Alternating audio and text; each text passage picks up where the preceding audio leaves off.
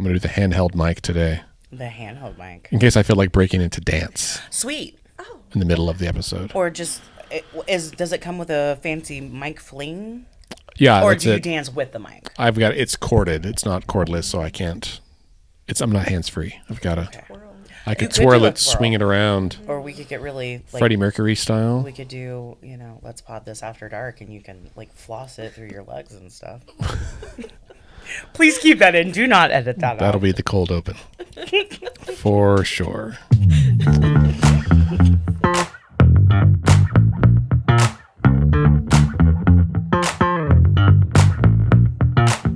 Hello and welcome to Let's Pod This. My name is Andy Moore. Friends, welcome back to another exciting episode of our podcast about Oklahoma politics and government. I'm glad you're here. We are in the last week of the legislative session, presumably. Allegedly. They are expected to adjourn this Thursday, right, which is probably the day this podcast will actually publish. So they're going to adjourn on the 7th, right, but not sine die. So they will wait a week to adjourn sine die until next week to give themselves time to override any vetoes, right, or come back for any weird emergency that might come up, yes, not anticipated. That other voice you hear, of course, is my colleague, Dr. Emily Stacy. Hello, I can't Emily. Be quiet during your cold. No, it's not. We're a team. I mean, yeah, the banter. The banter. It's what I do. Yeah. For those of you who may be watching this on YouTube, you will see on the couch next to Emily is Shanisty Whittington. Hello, Shan. Hello. How are you? I'm doing well. How are you? Shanisty, you are about to graduate from Rose State College. A matter of days. A matter of days. And we're going to talk to you about prison gerrymandering in just a bit. Listeners, you may not know, but Shanisty has been behind the scenes for a lot of what has happened here in the last 12 months, probably? At least. I mean, you were... In my life, at least 3 years, but yeah. Yeah, for sure. I mean, she's obviously been a lot closer with you out there at Rose State. But yes. But I think even you were involved in Civics Con both this year and last year, right, yes, Shanisty? Yeah, I was. Yeah, great. Well, it's exciting to have you in studio with us today. We'll come back. Feel free to chime in along the way, but... Absolutely. She knows things. Yeah, she does know things. Well, we'll start by talking about... kind of the lay of the land with the state legislature, with what's happening in Washington, and then we'll get into prison gerrymandering and gerrymandering writ large. Yes. Sound good? Great, excellent. Huzzah. So, as we said at the beginning, the legislature is about to adjourn. Mm-hmm. They got the budget done early, so now all that's left is social issues and a few lingering things. Yeah. So the big story of today, non-doc shout out, my contractual obligation as a board member, right? The big 8 bills that apparently they've condensed about 20 different 20 bills into this top 8, largely have to do with government contracting, right? So trying to right the wrongs of OMES and some of the larger Department of Health and mental health, etc. So I haven't read them all yet, but my understanding is they deal with how government agencies contract with vendors. Essentially, which is a perennial point of conflict because often, as we have seen just in the last few weeks and certainly the last several years, state agency heads sometimes make sweetheart deals with companies who employ their spouses. It's not the way that's supposed to go, though. Or more recently, and we talked about this on This Week in Oklahoma Politics on KOSU last week, about I forget the name of the board, but it's the Invest in Oklahoma board. Yeah. That there's only 5 members. It's the governor, the lieutenant governor, the treasurer, and then appointees from the speaker and the pro tem. Sir.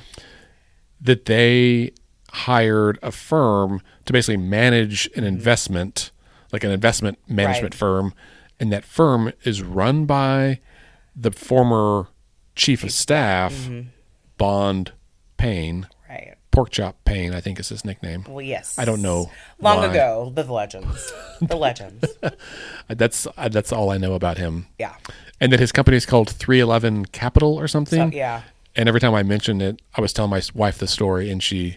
Amber is the color of That's your exactly energy. what she started saying. Of course, because right. Why? Because she's obviously a good millennial. Right. That's funny. That is not my point of reference for 311 as a band. I would have gone with Down, but that one's harder to sing. You're not a female, though. Amber is a very, it just gives a different vibe. Right. It's right? What's the line? Am I wrong? No, you're not. Shanisty, are you a fan of 311? I am a fan of Amber is the Color of Your Energy. Oh, okay. Fair enough. Yes. I saw 311 in concert. Wow, this is coming back to me now. At the Lloyd Noble Center in Norman many, many years ago. Yeah. It was like, it was a free show, but we went and it was very empty. I don't know if it was free, but I think so. It was like one of those like back to school things. Yeah, they were not in, it was just not when 311 was in the zeitgeist of popular music. Yeah. But we went and it was just like, I mean, rows and rows and rows and rows of empty seats. And then just down by the stage, it was full. And I was like, I don't really want to be here anymore. It was a real weird, it was like weirdly bright in there. It was just not concert vibes. Yeah. Huh. Yeah. Spooky. Anyway. You don't put this on any other podcast. That's right. This is the way that Andy and I. This is why both of our listeners are here. That's right. Exactly. Stream of consciousness. Yeah. And some relevant insights. Maybe our listeners, too, have been at home singing Amber is the Color of My Energy. Well, they are now. Right. They absolutely are. Right, yeah. Anyway. So, yes. So contracting. Competitive bidding, right? That's the way that things are supposed to go. We know this. Or maybe you don't because you're not a wonk. But we have laws, right, that agencies are supposed to follow. Whenever they are getting, say, you need new landscaping on the Capitol grounds, right? What they are supposed to do, the agency that handles that, I would probably OMES or MES. Oh yeah, the Leviathan, or like the parks, right, something. Yeah, the Leviathan. We'll call it that. So they're going to handle it, but what they are obligated by law to do is put out bids. So they get maybe 4 or 5 different bids, and they're obligated by law to take the vendor who is going to provide all of the services at the lowest cost to the taxpayer. Okay, right? So I was going to ask, are they actually obligated by law to take the lowest bid? I'm pretty sure. If it may have changed, but I was pretty sure that we have competitive bidding laws for that reason. For that reason, yeah. We'll have to text Sean Ashley to make sure that we'll fact check before we put it out. But yeah, this was a thing and so you have all of these agencies that have contractors specific for these reasons, but you also have auditors within those agencies that are doing the back end and making sure that they're complying, and so it's been really interesting. So yes, there probably has been a shift since we've seen so many of these sweetheart deals in recent years. Well, and I think I'm old. No, but I think about just thinking back 8 years, right, during Governor Stitt's term, because I was around for the last couple of years of Governor Fallon's term, but she was a real lame duck those last 2 years. That's putting it mildly. No shame on her. Yeah, I mean, a little bit of that. a little bit of shade on her, but honestly. In hindsight, well, not so bad. Exactly. But under Governor Stitt's administration, there, of course, was the whole state parks, Swadley's barbecue situation. That was honestly a bad contract for Swadley's. It was really horrible, yeah. I think they thought it was going to be better, but when I read it, I was like, this doesn't make any... Because it was basically like, any profits, you have to give half to... And I was like, well, how are you ever going to... No, it's half. It was like revenue. It wasn't even profit. It was based on revenue. And I was like, this is a terrible deal. Yeah. Anyway, so that obviously blew up. But you had that. You had Class Wallet. You had all of these vendor agreements that have kind of blown up one after another in some way, often due to conflicts of interest. And so without having read these 8 bills, I saw the headline this morning, but it does sound like, even to just a casual observer, that this is something the state needs to clean up and get a handle on. Yeah, absolutely. I mean, we've talked about this on the pod before, when we have agencies that are looking to consolidate within each other because they can't pay back, debts and, expenditures that are gone, right, for services rendered, that becomes problematic for the state. And so we need to start looking at the source of the issue, and I'm afraid that the call is coming from inside the house. Oh, right. I mean, it is, I think anybody, like if you listeners put yourselves in the shoes of someone who gets to make a decision to like choose a vendor for whatever, for your company, or even for your household, like a lawn care company or housekeeper or whatever you're doing for work. If you have a connection, there's an implicit trust. And so I understand where this desire, it may come from a good place. Maybe like, listen, they're a little bit higher, maybe they're the cheapest, but I trust this person. They're going to do a good job. Right. The problem is that sometimes they don't. Sure. And, I don't think we're saying blanketly that it's nefarious or that it's not an altruistic decision, right?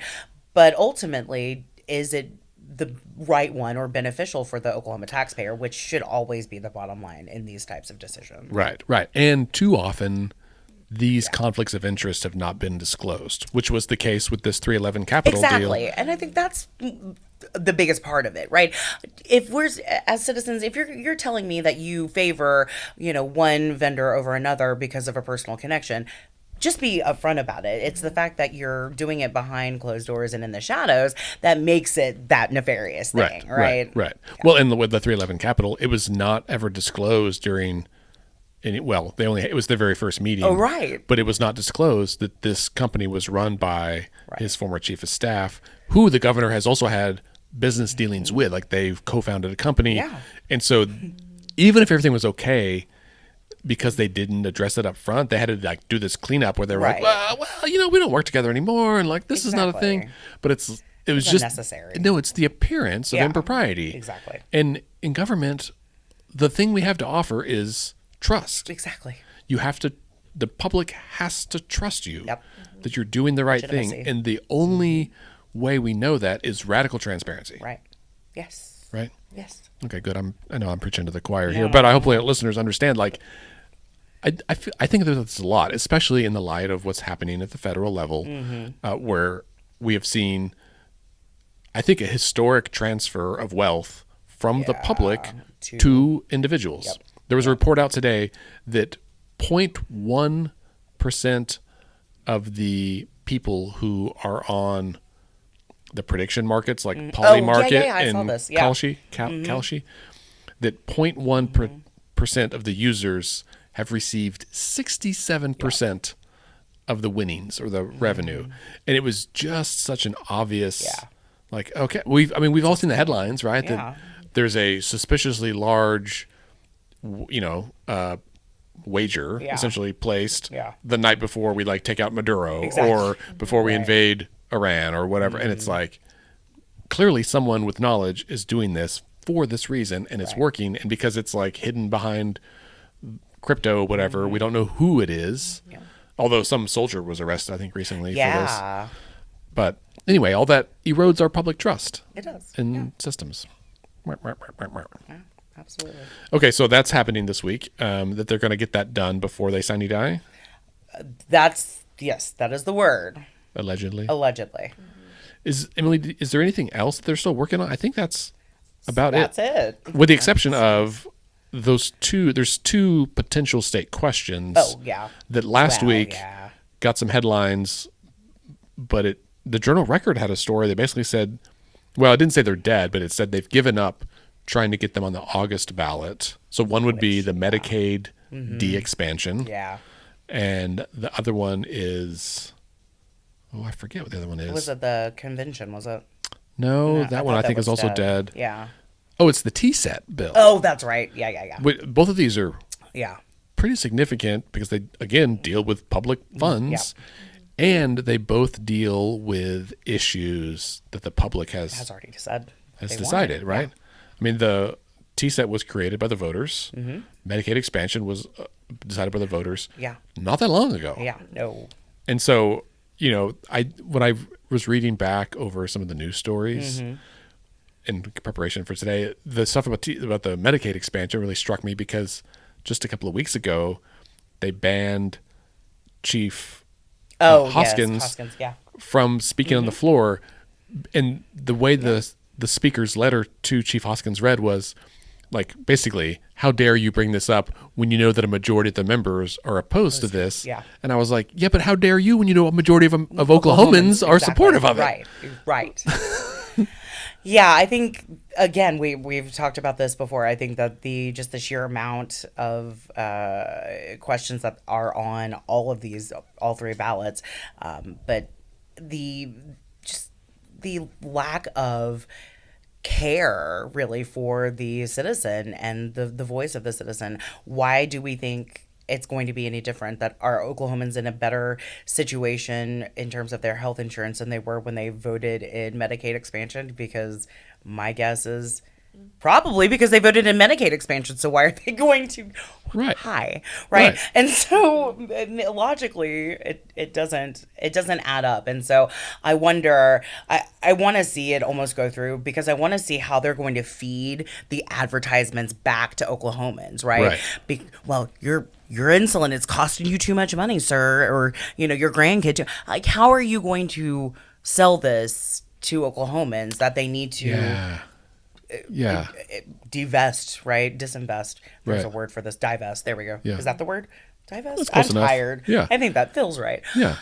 I've got a PhD, I swear. Anyway, I just, Well, and how do you sell that? How do you sell that? I think that's a really good question, because in the past, there's been this undercurrent of messaging from the majority party that's basically said, hey, just trust us. Like, we're on your side. Yeah. We'll take care of this. Yeah. But I feel like when voters look at their rent, at their mortgage, at their grocery bill. At any bill that has to do with the Corporation Commission. Oh, yes. Any kind of utility bill. Holy moly. Yeah. I mean, I get gas like once a week. Yeah. And it jumped a lot Lord. in the last week. I was I texted like several people from the gas pump. I was like, holy crap. I didn't know it went up this much this quickly. Yeah. And I think, at least from the news reports I'm seeing, even on like national news, there's a growing sentiment across the country, and I think here in Oklahoma as well, of people being like, listen, we did trust you for a long time, and look where it got us. Yep. Yeah, I don't know. You know me. I don't know that you know this little quirk about me, though, Andy Moore, and now dear audience. I habitually watch Jeopardy. That is my relaxation at the end of the day. Like, I put Evie to bed and I save that day's episode of Jeopardy. Chris and I, my husband and I, shift off and on putting her to bed. But Jeopardy is always the mainstay. And so that's my injection of local advertisements, right? My political advertising comes from me watching Jeopardy. And so I don't know if you've seen yet, there is a no on 832 already out. Yeah, on minimum wage. Well, they bought, the opposition bought like a $2.2 million ad buy, which is like 10 times more money than they spent on the no campaign initially. Yeah. So they're worried for that very reason, right? For the very reason that we were just, or you were just elucidating, right?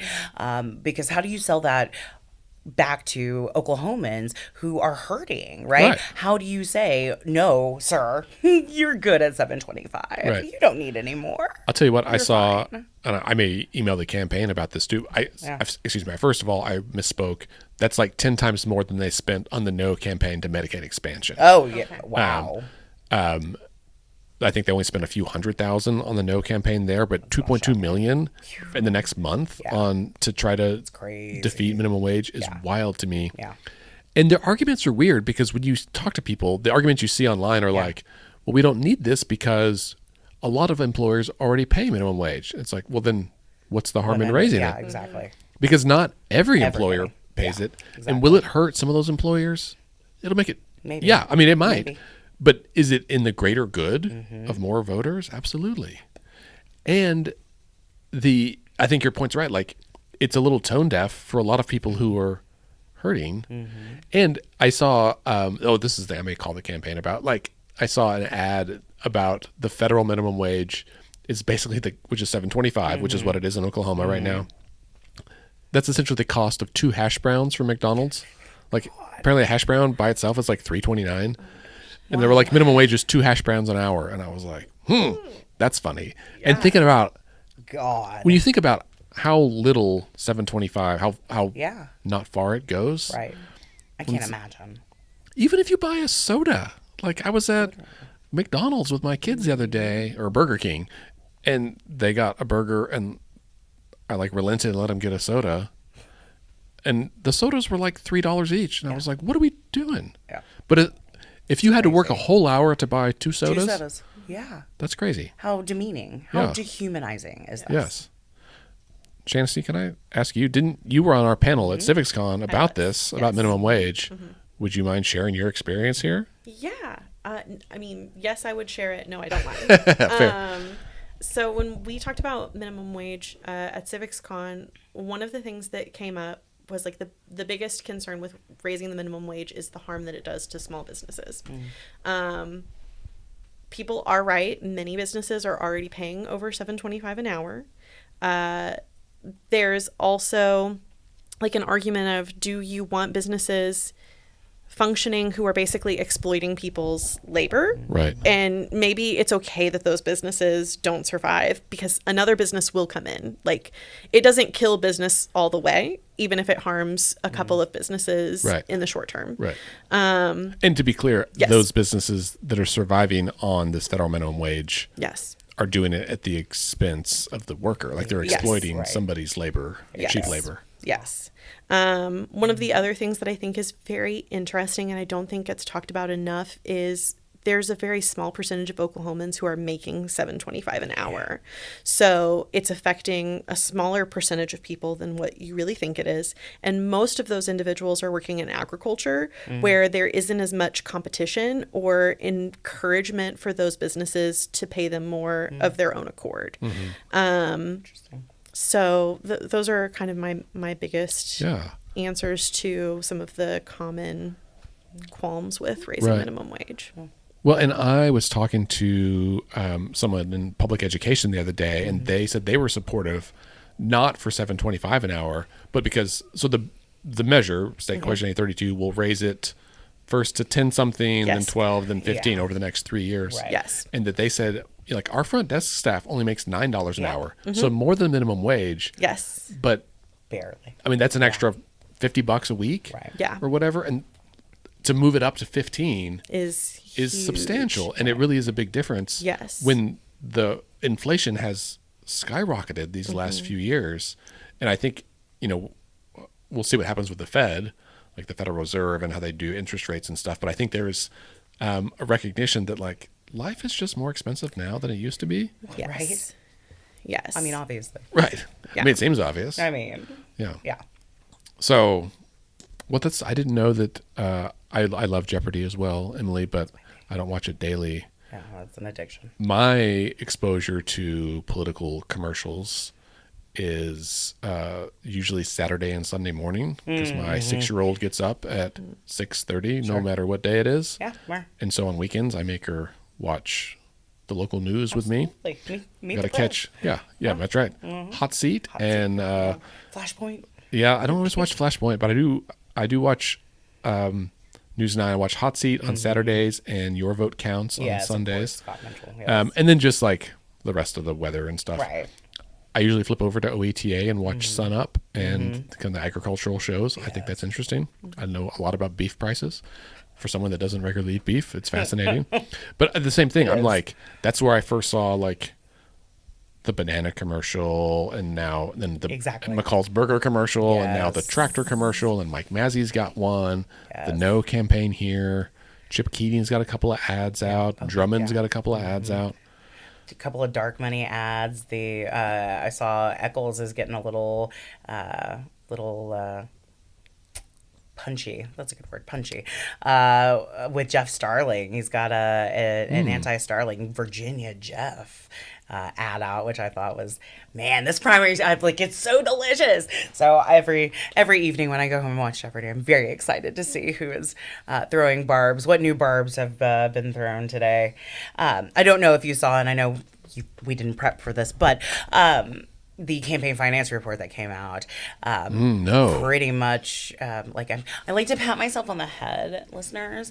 So I've been doing interviews and commentary every now and again with the Oklahoman reporters recently on the primary elections. And so one of the things that I've been pointing out more recently is that I feel like McCall and Mike Mazzei are from the same realm, right? If I'm a Charles McCall, I am way more concerned about Mike Mazzei eating into my fundraising specifically, but my numbers, then I am a Chip Keating. And specifically, the fundraising numbers elucidated just that. Mike Mazzei came out, and it's either 2.5 or 3.5 million that I think it's 2.5, and McCall was just under that at 2.4. And so I thought, damn, man, those two gentlemen are really interesting because they're both former, obviously McCall, the most recent former Speaker of the Oklahoma House of Representatives, Mazzei, and from my time at the Oklahoma Capitol was a state senator, a pretty important one in terms of leadership. But very kind of by the book, very, voted party line, very, and again, a different era of conservative politics. But I do think it's really interesting that both of them, and Mazzei is a Tulsa guy, they're pulling money and competing in the same political circles, which I think is hella interesting. So I just wanted to point that out. Yeah. Because Mike Mazzei, man, I've been telling these Oklahoman reporters, they've got a cadre of newer, I'm definitely not denigrating, but newer reporters. And so I like to give my little history lesson because I've been in Oklahoma politics for half my freaking life at this point. So I give, these little history lessons as we're, doing these interviews. And I don't discount at all. It is a 4-man race right now, and I think Chip Keating is at the end of that 4-man race. I do not discount Mike Mazzei at all. Oh, that's interesting. He is spending money. He is making money hand over fist, and he is spending that money hand over fist. I see a Mazzei ad, and watch your local whatever later. Yeah. I see 3-1. A Mike Mazzei ad before I see anybody else's ad. That's interesting. You can tell he's making the money and he is spending it on media buys. And I think that is going to make all the difference whenever it comes down to, I'm not saying that he's going to win the race, but I do think he eats into McCall's numbers, and if there is ever a chance for him to not make it to that runoff situation, it would be because Mike Mazzei is acting as a spoiler in the primary. That's interesting. So I pulled up the Oklahoman article here. Oh, good. Because I remember reading this, and there are some, I think, staggering numbers. Yeah. So this is primarily about the Republican candidates, right? There are several Democratic candidates as well, and I'm sure we'll get to that. So this is for Q1, which is January through March. The candidates combined, the Republican candidates, raised $1.3 million, but spent $6.3 million. Attorney General Gentner Drummond raised the most money this quarter. He raised $405,000. Chip Keating was second with $374,000. But collectively now, since the race really started, these candidates have spent a combined $13.3 million, and that since they began announcing campaigns back in 2024, which is also insane. They've raised nearly $9 million to fund their campaigns and loaned themselves another $9.1. And this is a thing I think is pretty interesting. I don't know if it's in this article or not, but it talked about how much they had each loaned their accounts. And they, Tulsa wealth manager Mike Mazzei outspent any other candidate in the first quarter by more than $2 million. Mostly through personal loans, and then he only raised $110,000. So he spent $3.3 million, and then McCall spent $1.1 million. There's a quote from Emily Stacy. Look at that. Oh my! Imagine that. But they talked about how much they have each contributed to their campaigns, and that's interesting. If I remember correctly, I don't think Drummond had given his campaign any money. But Keating, McCall, and Mazzei had all donated millions to their own campaign. And of course, Democratic frontrunner Cindy Munson, she was actually third among all the candidates for this quarter. She raised $226,000 and spent nearly all of it this quarter. Yeah, sure. I mean, she didn't have an opponent that filed until campaign filing in April. Now, I think that means she's not sitting on as much as the others. I mean, she really isn't running against the GOP yet. She's really running to establish herself in her position. Right. Yeah. She's in a good position at this point. I mean, she is, except she doesn't have a ton of money in the bank compared to some of these Republicans. But how do you, you know, if you're a you're a millennial Democrat, you are, and a younger millennial Democrat, you are going to try to run this more grassroots, and that's what really she's been taking advantage of. More of these community events. You see her at 2 or 3 different events, posting on social media per night or day, whatever. She's making herself known in the ways that I think she needs to, without having to, make all these huge media buys. Whenever it comes down to it, if the National DNC sees this as a competitive race, they'll start pumping money into her, or other folks from the outside will invest. But at this point, I think she's doing what she needs to be doing for right now. I'm good. I'm good on her. I think it's interesting. So there's other Republican candidates like Jake Merrick and some guy last name Haynes. I forget his first name. I can't see it in this article. Lisa, not a guy. Lisa Mitchell Haynes. Oh, that's right. They both spent beyond what they brought in, so they're in the red. And Merrick said maybe they got to file an amended report with some updated numbers, but yeah. I mean, I think there's always going to be some at the top and some way at the bottom.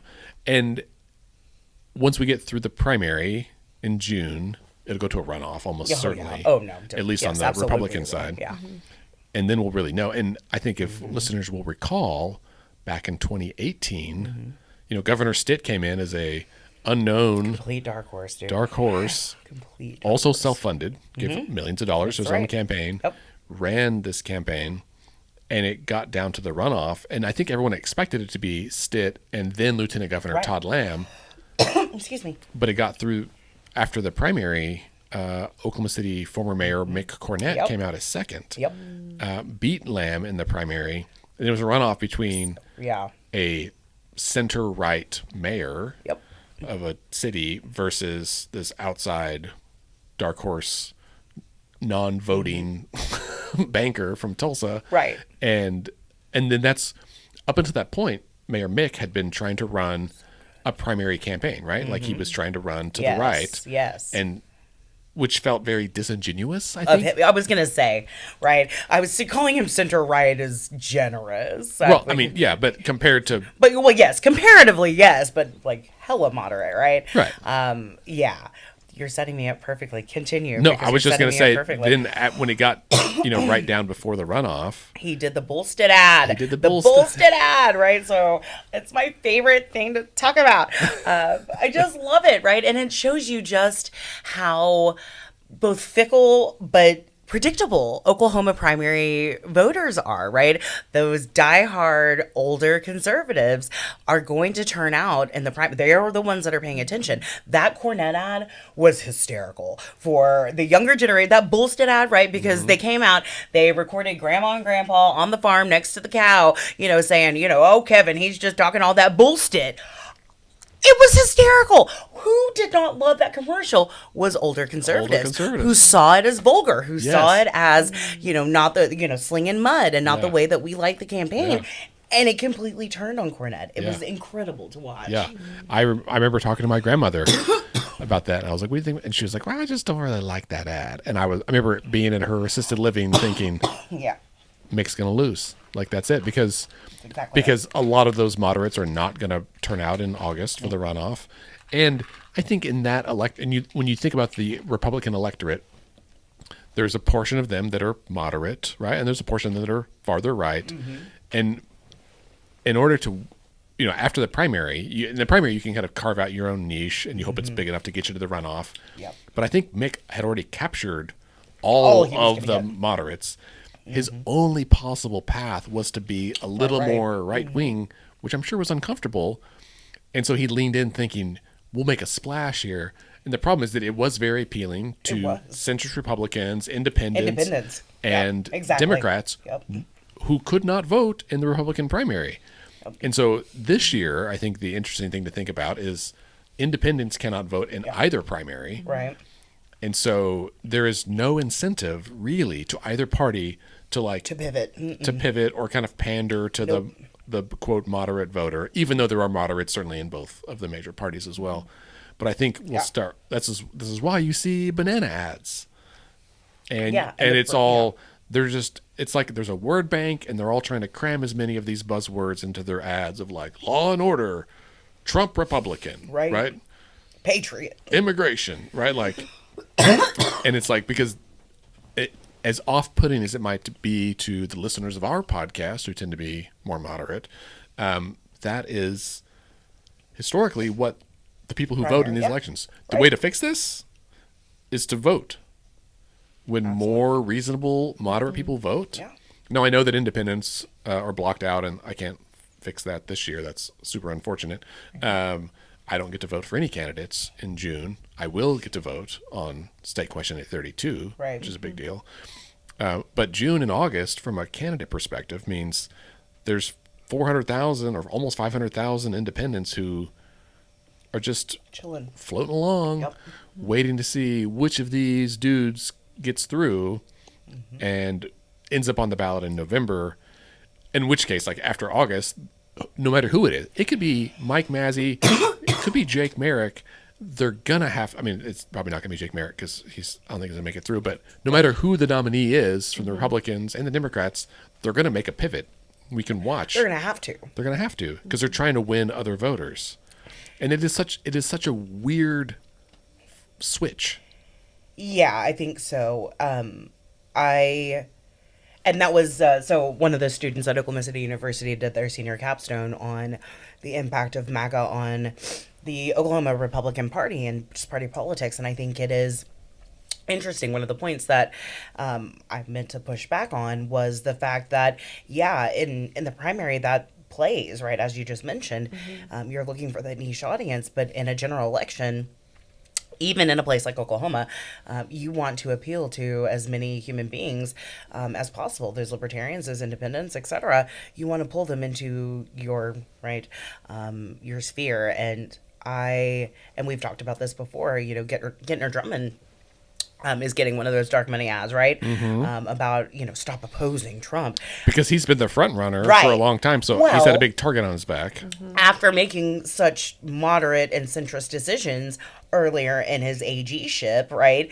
And so he understood once he was going to run for governor that he had to make that pivot to the hard right to even make it to a primary runoff situation. And so does Gentner Drummond, how does he untangle himself in the runoff, or does he double down? Because the runoff, is that going to be just another MAGA off, or do you start that pivot before the runoff? I mean, probably not. I think he's got to stick with this right-wing strategy, which means he loses general election voters, right? Because he can try to pivot back, but he has said some stuff that has maybe forever alienated people who were on the Drummond train 2 years ago.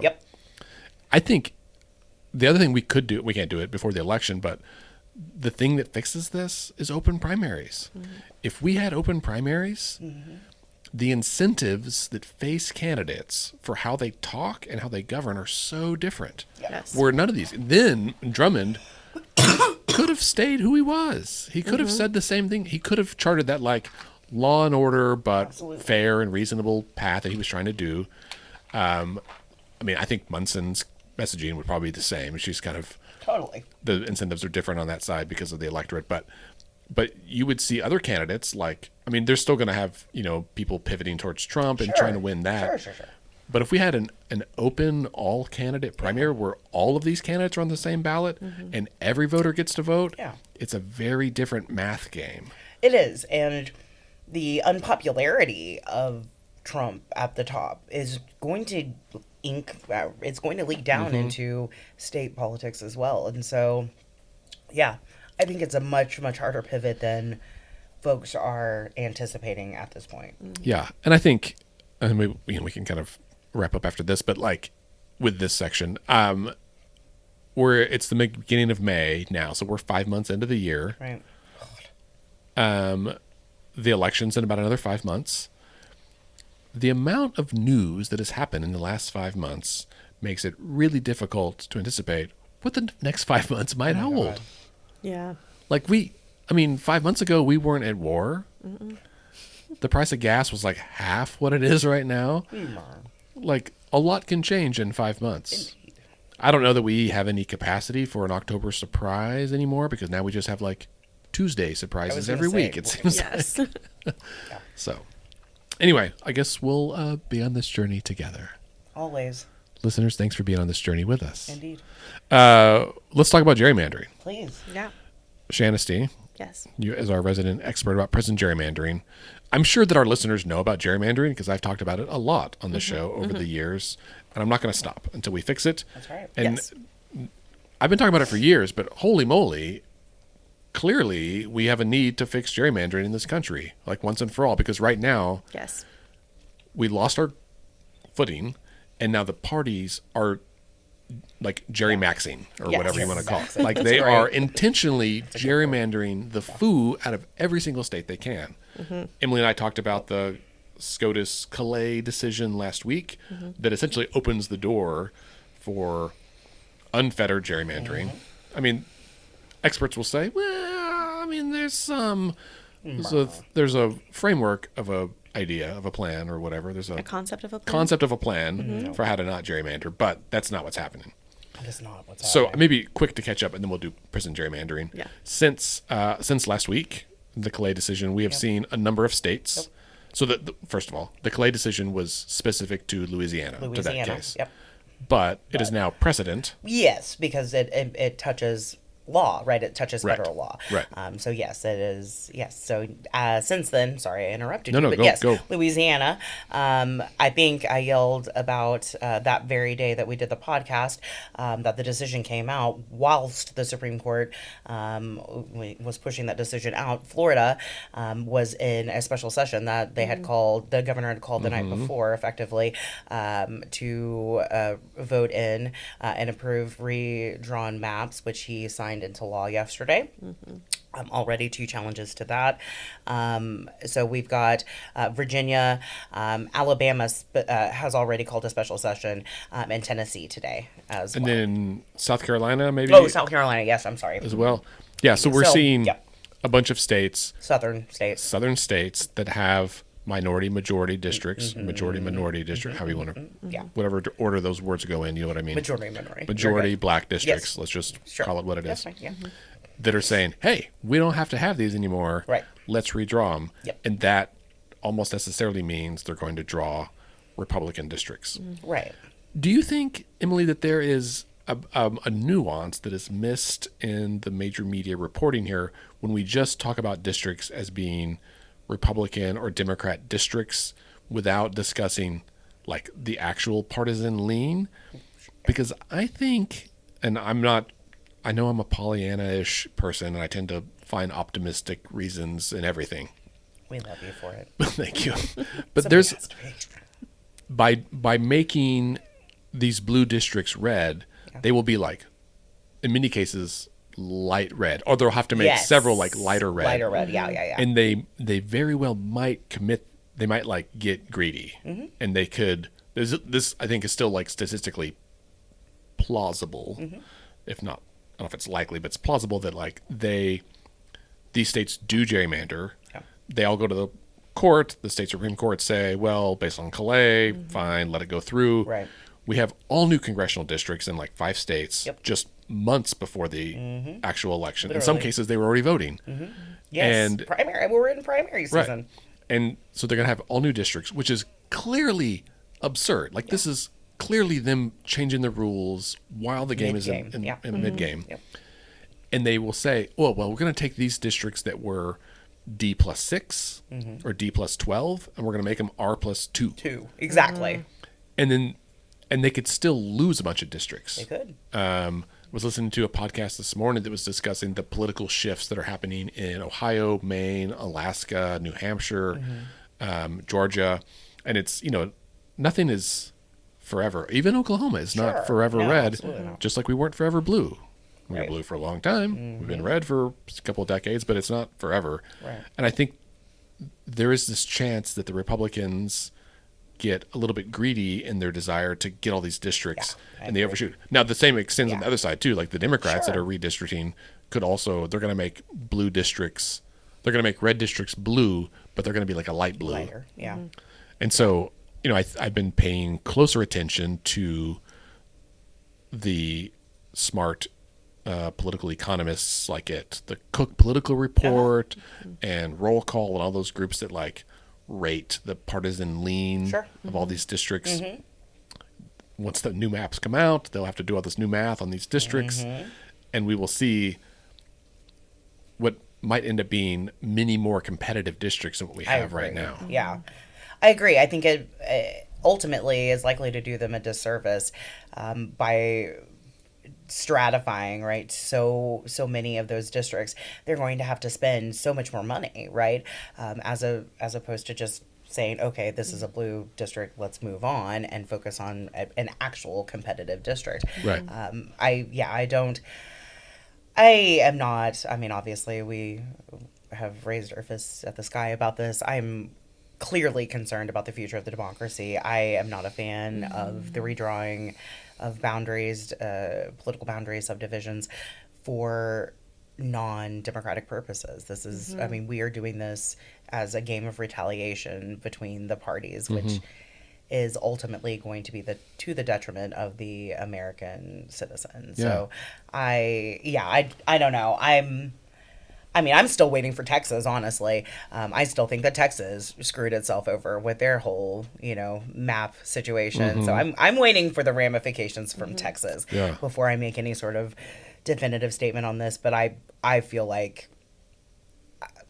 I've got questions about this. I don't feel like it's going to be as advantageous for either side as they feel like it's going to be. Yeah.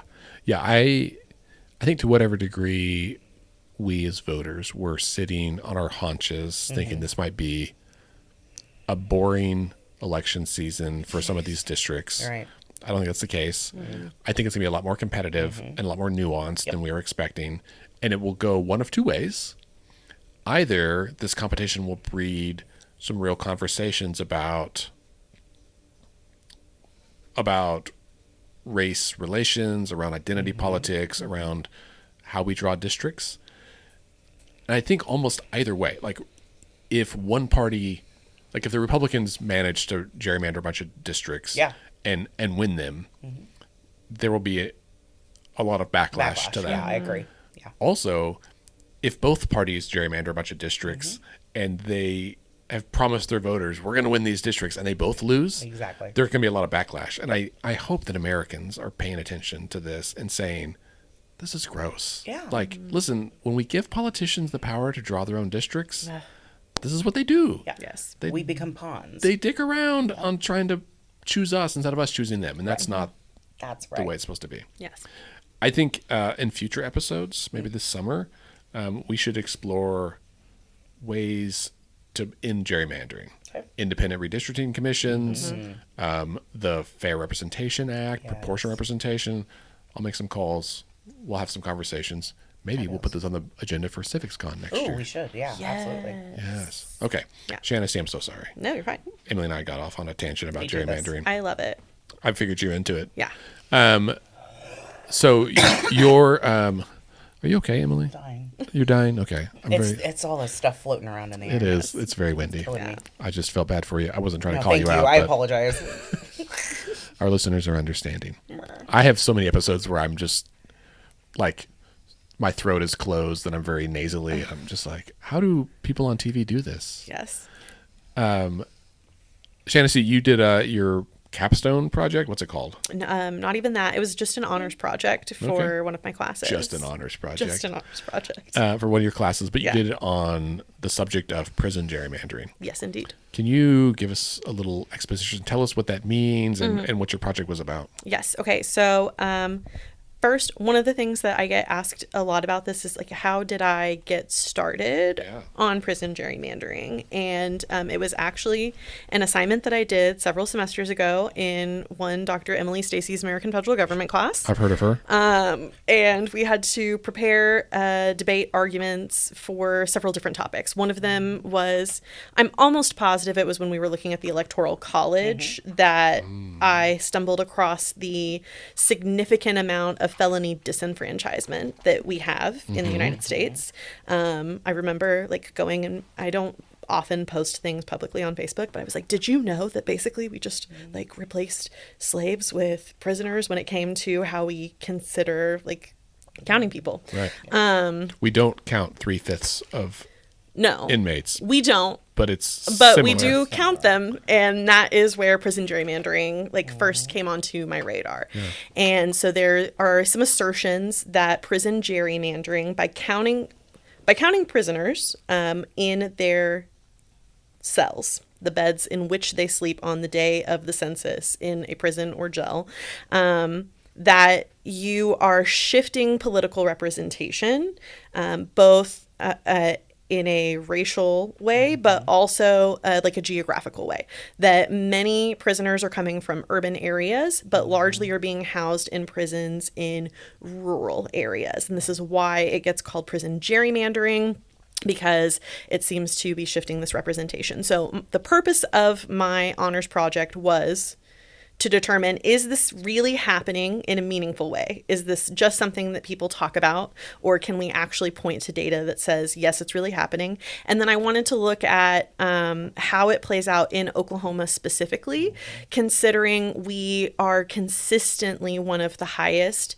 nationally, but also, and I think that this is really important, and I don't think enough people know this, we're one of the highest for rate of incarceration on a global scale. Right. Not just in the United States, but across countries, other developed countries. We are one of the highest. So that was sort of the impetus for the project and what I wanted to look at. That's fascinating. I obviously knew about prison gerrymandering back when I was doing the People Not Politicians campaign. Yes. And there was an article on Oklahoma Watch by Keaton Ross back in 2021 about this. And the name of the article, if you Google prison gerrymandering, Oklahoma Watch, it's the first hit. Okay. It's called "They Don't Vote, But They Do Count: How the Incarcerated Skew Political Representation in Oklahoma." Did your project, Shan, did it look just at Oklahoma, or did you look nationally? I did look at some other states for a frame of reference for states who have implemented some type of reform. What did the reform result in? Like, did it also show that there was a displacement? And then how did they implement a reform? Because, spoiler alert, Oklahoma has a big problem. And so the end result of the research was trying to suggest that we implement something. So I did look at other states.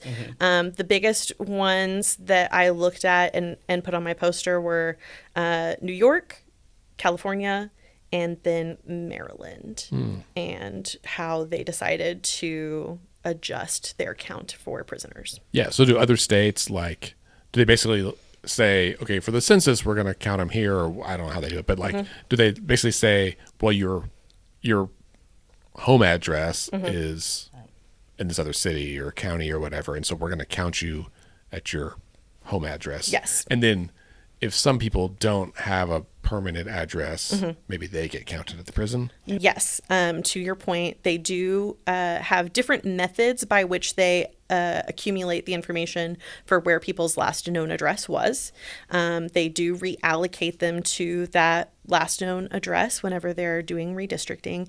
And then if they cannot confirm where somebody was, and this will become an interesting point probably later on in this conversation, when we're looking at federal prisoners, and they're not even from the state in which they are being housed traditionally, then there are questions about how do we count those individuals?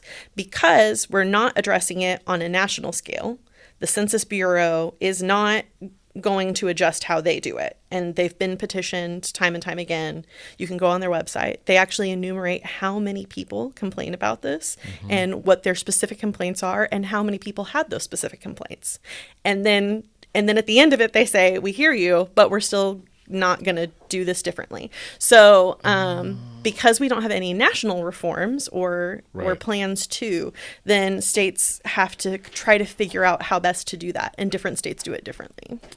I am suddenly thinking about ICE detention centers. That's exactly what I started thinking about, Andy Moore. And that's what I want to try to look at some more this summer. Yeah, because the census counts every person who is in the United States. Yep. And redistricting the drawing of political boundaries for congressional districts, state legislative districts, county commissioner districts, city council boards, school board districts, all that stuff. Yes.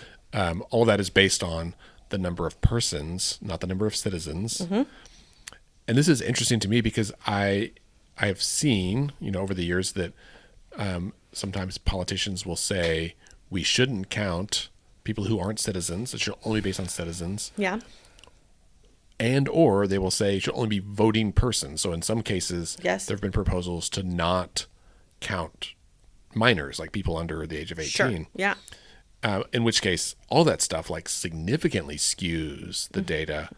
And the point of any of that, right? Again, this is all gamesmanship. Yes. The point is to consolidate power and keep certain politicians, like basically, how can you get elected with the fewest number of votes necessary? Correct.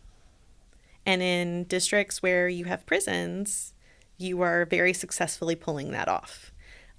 You have a sometimes large percentage of your population that cannot vote, and I do want to, not to dog voting rights in America too much. We do allow some prisoners a right to vote if they haven't been convicted of a felony or they're being so they're like in a county jail or something. Correct. Yeah. But they don't have a meaningful access to a ballot. So even if you argue, X percentage of prisoners do have a right to vote, they don't get to exercise that. Right.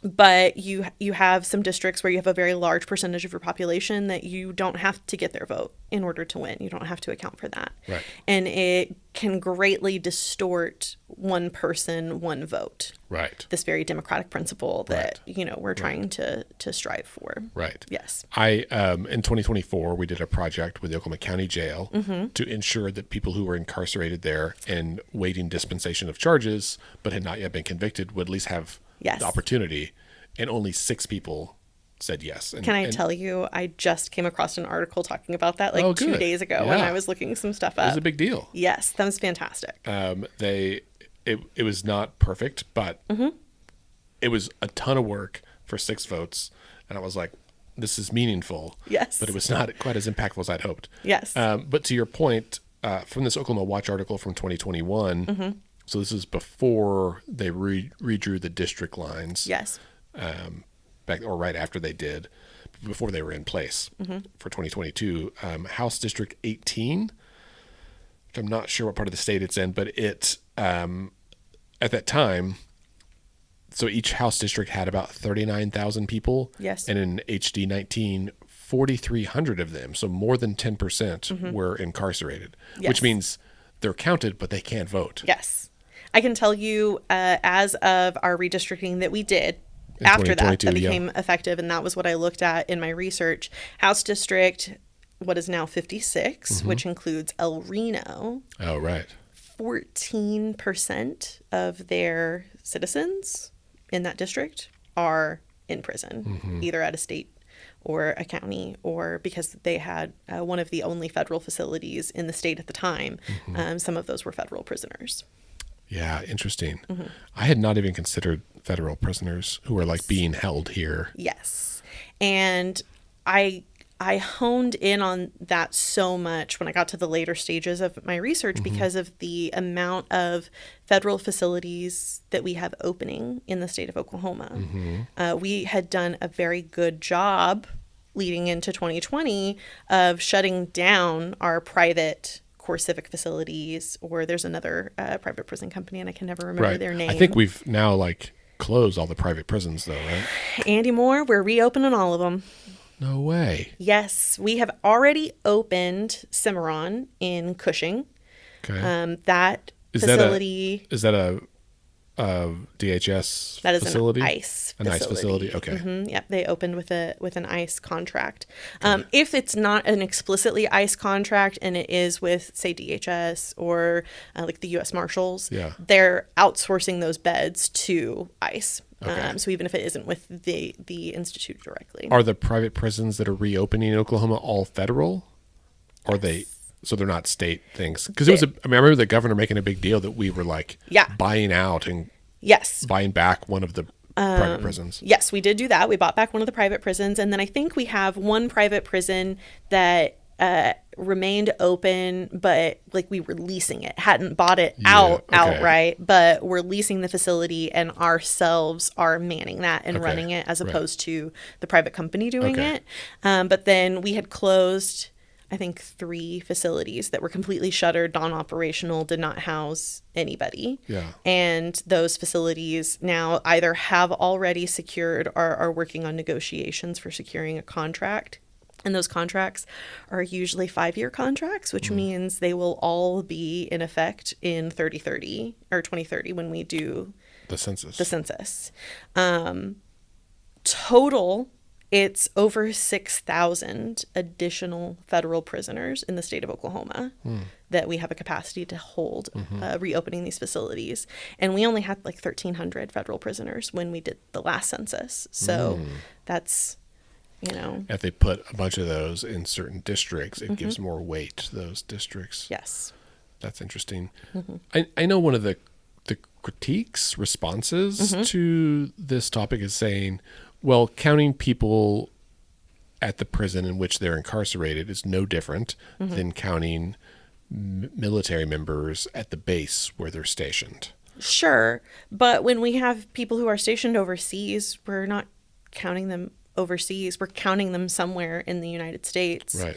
And I would say military families volunteered to join the military.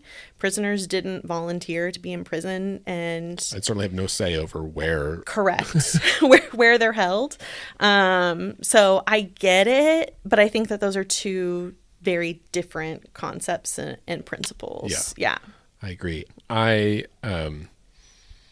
I've not had as much exposure to the justice system as many people, but from my limited experience through friends that have had loved ones incarcerated, one of the things that stood out to me is how frequently inmates get moved between facilities. I have a friend whose father was incarcerated, and it was difficult for like several years to like keep tabs, because they would just get something in the mail and be like, oh, he's being moved to Granite, or he's being moved to El Reno or McAllen. And it was like, if you're trying to plan visits and like take your kids to go and like all this stuff, it was really hard. You got to learn a new system. You got to learn new rules. And I think some of that is designed to like disrupt relationship building that might happen between staff and inmates. So they don't want people to get too friendly. Sure. I have mixed feelings about this. But from just the like burden on the public side, it was really difficult. Yeah. And in which case, it also just feels like there's no sense in counting people at certain facilities when you're moving them all around anyway. Right. And one of the things, going back to ICE, that I think is really interesting and we don't consider is they're also moving very quickly. So the Cushing facility, Cimarron, has like an average length of stay listed on their CoreCivic website. And at the time that I was looking at it, and this was in like December, January, their average length of stay was 19 days. And what strikes me about that is we conduct the census over months of time. But if you're moving prisoners possibly on a near daily basis across the country, how many different facilities is one prisoner getting counted in? Right. And how fair is that? Right. As opposed to a military family that is at a base where they're staying for a significant couple of years at least period of time. Yeah. And I think the voluntary versus involuntary element there makes a lot of sense, or a compelling argument at least. Yes, yeah. So where do we go from here? Is there anything we can do to help combat prison gerrymandering? Well, we actually have a bill that was finally introduced in the state legislature for this last session. House Representative Andy Fugate had a chance to look over this research when I presented at the Oklahoma Political Science Association conference back in November. And he asked me to very quickly get a legislative brief together for him so he could try to get something filed before the deadline in December. So we did that. It was House Bill 4287. And he put together a proposal for us to have OSCN gather addresses for prisoners and prepare an anonymous report that can be delivered to the state legislature at the same time that they're getting the report from the Census Bureau for who's housed in these group quarters or who is incarcerated, and so that the state legislature can reallocate those votes for state prisoners. Right. Because essentially at the end of the day, it's just a math problem for the people who are doing the redistricting work. Correct. To account for. Yes. That's interesting. Yeah. And what I think was interesting from that experience, the bill itself did not make it out of committee. So it hasn't gone anywhere. Because he's a Democrat and that's how it works up there. Yes. And also, there are people who are benefiting from having prisoners in their districts and they don't want to not have that benefit. So yes, there is that we're dealing with, but hopefully there will be an interim study done over the summer and hopefully we will be able to reintroduce a bill and keep pushing for this until such a time as we can try to get it adjusted. Yeah. And potentially, I know you've done some work on gerrymandering writ large and advocating for independent redistricting committees. I think that would also be very helpful in removing some impetus for these things and maybe help us make some headway in trying to address prison gerrymandering. Unfortunately, I don't know that there's something that just average citizens on a day-to-day can really do other than talk to your legislature about this problem. Yeah. That's fair. I remember doing the campaign about this. You know, you would often have people say, can't we just let computers do this? Like, why are humans involved in this at all? Yes. And of course, my response always was, well, someone's got to program the computers. Right. Even, we didn't even know about AI back then in the way that it exists now. And even that, like, could AI do it? Yes. But how you write the prompt and what you tell the system to prioritize matters. Yes. The last cycle, the legislature allowed the public to submit maps, and there was somebody from Oklahoma State University, I think, that submitted a map that basically it was not designed to be adopted. It was really like, here's a thought exercise. Like, if we draw a map that maximizes compactness over everything else, what does it look like? And so it was like, well, that's a weird looking map that doesn't make sense in lots of ways, but it was food for thought and like considering things. There was only 8 people who submitted maps. So that guy and me and 6 others. Yes. I saw those maps. Oh, good. They weren't, they were pretty decent. Yeah. There was some consensus over them. Awfully suspicious that the maps that were adopted look remarkably like ones that were proposed by a certain Republican consultant who submitted those maps before the committee as well. Incredibly suspicious. Incredibly suspicious. Yes. I do think, the thing I keep telling people is that when you look at the map, the congressional map for Oklahoma, and you look at Congressional District 5, which is Stephanie Bice's seat, that used to be Oklahoma County and a little bit of Pottawatomie County. Yes. And now it's parts of 3 or 4 or 5 counties that really is the northern and eastern parts of Oklahoma County, and then Pot County and kind of that northeastern side. Yeah. And they cut Oklahoma County between 3 districts. They cracked it, as the term is, right? Yes. If you look at Oklahoma City's congressional maps, if you look at Little Rock, Arkansas, if you look at Salt Lake City, all of these big cities in red states, they cracked, right? They divided the big city into little wedges that spiral out into other parts of the state, which means they were taking parts of the urban core and burying it under the weight of a largely rural district. Yes. The odd thing is it theoretically means that 3 of Oklahoma's congressional districts could be held by someone who lives in the urban core of Oklahoma City. Stephanie Bice lives in Edmond, which isn't the urban core, I guess. But I live in CD3, Frank Lucas, and so I share a congressional district with the Panhandle and the whole western part of the state. It's 60,000 square miles, but it includes the Plaza District and parts of Oklahoma City. Yeah. In fact, I moved, less than a mile from my old house and switched congressional districts, even though it's very clear the same part of Oklahoma City. Yes, yeah. And so I think when you get into the granular details and you really see what they did, which most of the public probably doesn't pay close attention to, I appreciate the media who highlight this. Yes. And I feel like if any media are listening to this, we need another round of articles about gerrymandering in Oklahoma. Yes. I know other states are doing it, maybe worse, but it's a good chance to remind voters that, like, hey, this happens here too. Yes. Also, we have the 5th most prison gerrymandered House legislative district in the country. Really? Yes. Is that the one you mentioned earlier, yes, 57? 56. Mm-hmm. Interesting. That seems like an award we don't want to win. I would agree with you, yes. Yeah.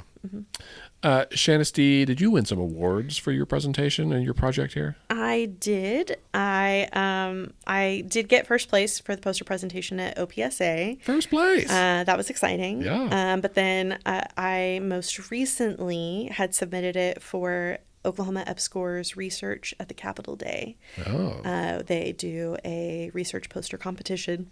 A lot of the applicants are STEM, but they do also accept from social sciences. Yeah.